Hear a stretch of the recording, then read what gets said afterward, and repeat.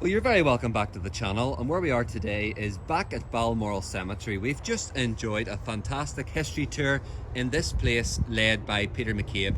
So if you're familiar with Peter, he does some fantastic graveyard tours, so please do follow him along on YouTube. That's Peter McCabe. And what we're here to do now is, in this video, we're going to review a very, very grand and famous memorial to the Reverend Dr. Henry Cooke. This was a man who lived in the 18th and 19th centuries in the north of Ireland, and he's so famous that he has a church named after him today and a rugby cricket club named after him today, of course being Cooke Centenary Church and Cooke Rugby Cricket Club. If you're from Belfast, you'll know them very well. Reverend Dr. Henry Cooke was born in May 1788 and he died in the Ormer Road in 1868, but it's what happened in those intervening years of life that is very remarkable. If you're ever driving through Belfast city centre, opposite INST, Royal Belfast Academical Institution, is a big statue of Henry Cooke.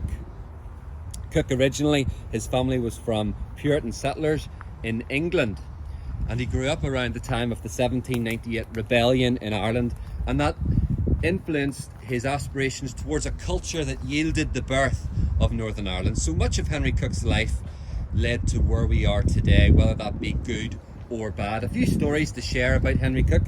He was an extremely educated man, a man qualified in ministry and medicine, among other things, so he cared for his congregation spiritually and medically. He combated secularism. He was a big proponent of Protestant Christianity being the main driver of the British Empire.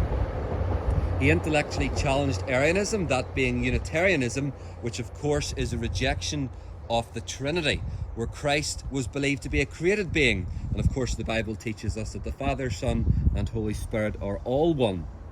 That caused the split between what became the General Assembly of the Presbyterian Church in Ireland and the non-subscribing, that being people that did not subscribe to the Westminster Confession of Faith and the doctrine of the Trinity. And Henry Cooke combated academically and intellectually against the great rival of his day, the Reverend Henry Montgomery. Henry Cooke became moderator of PCI twice, and that was in 1841 and 1862.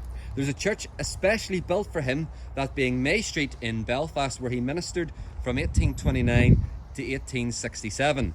Henry Cooke became involved in politics too, speaking in front of 40,000 people at Hillsborough on the 30th of October 1834. So in conclusion, how should we think of Henry Cooke? He should be looked back on as the presiding spirit of Irish Presbyterianism and the framer of a Protestant political party in the politics of Ulster. I hope you enjoyed the tour today. Please do subscribe to the channel for more.